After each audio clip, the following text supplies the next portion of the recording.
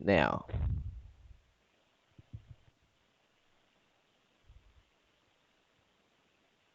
Hello and welcome to a special edition of the TV Central podcast. I'm Andrew Mercado, and in a reversal of roles, I will be interviewing Aaron Ryan today. Back in around March 2009, Cameron Jeong launched a humble little website called TV Central, which focused particularly on discussion and podcasts. In early 2010, Aaron joined TVcast and brought a few new elements: daily news, reviews, ratings, media releases, and advanced guides. Together, Aaron and Cameron relaunched the site as TV Central in July 2010 and started with around 100,000 hits per month. The site continues to grow with around double that figure. However, there is a change in the wind. Cameron has moved on and is now working in the television industry, and Aaron has purchased TV Central and will now fully own the website. All of this starts as of today, Sunday, October 23rd. Aaron, congratulations and welcome to the circus that is the television media world. Yep, thank you, Andrew. I'm excited and a little nervous at the same time. Should be good. Look, let's go back a little bit. Why television media? Where does this passion derive from? Well, I guess my first passion was actually about the age of 8, and I wanted to be a newsreader actually. I actually used to read the paper, pick out stories, summarize them, get sports news, even finance and weather, and make a 10-minute news bulletin. I would read the news to the family and from the kitchen bench. I Probably this is a bit embarrassing, but to show how geeky I really was, I even recorded the Seven News theme, so I had intro and outro music. It was actually quite professional for a 8 to 10 year old. Um, I guess I turned my attention to being a voiceover guy. I would read out programming schedules like tonight on 7, Home and Away at 7 o'clock, and then Noni Hazelhurst has some great reno ideas on Better Homes and Gardens. A great night in here on 7. So I used to do that kind of thing at home, and the next thing for me was actually building my own schedule. So I would look at what I thought would work overseas and what I think would work here, and then build my own channel schedule. It gave me an idea on how good or wrong I was about schedules, and 20 years later, I still do a similar thing. Um, I then made some contacts to the networks and used to just dialogue with them through mail. I particularly love programming and different formats and things like that. And of course, I have major respect for people like Tim Warner and David Mott, who are head programmers at 7 and 10. So I guess that's where it all started. What led you to joining TV Ozcast probably about 2 years ago? Well, I used to just post randomly on different message boards and websites. I guess television news or info I had become and that I had. Sorry, and I became a legitimate source for info. I was then approached by Cameron, and I basically had free run to do my own thing, and have been happy ever since. Um, it was a great partnership as Cameron knows all about hosting sites, the technical language in running the site. He's very tech savvy and great with graphics. With me, I'm more content driven and don't have a real clue about the technical side of stuff. Look, you ended up picking the name TV Central yourself. Why that particular name? Well, Cameron and I had long discussions about the name. He wanted to go with something edgy and something creative, and I wanted to go with something quite simple. I actually preferred edgy and creative, but in terms of people remembering the site and even the spelling, I really felt it important to keep it simple. I guess as an example, and I'm totally making this one up, it wasn't a suggestion. Oz Lounge Lizard. I mean, that is creative, but is Oz spelled OZ or AUS when you type it into Google? Um, when you type in lounge lizards, is it really going to be the first one that will appear, or will there be lots of lizard selections? Is lizard two separate words, or is it hyphenated? I don't think you can go wrong with TV Central. It's catchy, easy to remember, and I like the word central. It's usually referred to as the main point or the main place. So basically the central place for all TV related stuff is TV Central. So that's where that came from. As you move forward now that you've got the site yourself, what is your vision for the future? I guess a site operates on three levels. One just being obviously information. People can come and get information they need. I think we produce the best guides in Australia. They're much easier to read than a lot of other things online. There are amendments, reviews, daily news, media releases, daily ratings, information, and so on. The second thing is interaction. People can interact with the site through downloading guides, listening to podcasts, and watching videos as they are posted on the website. And finally, passion.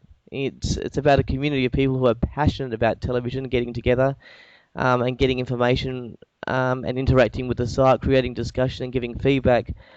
I mean, we do knock the networks occasionally, especially when they mess with the schedule so much. But overall, we're mostly positive. We're passionate and want to celebrate television.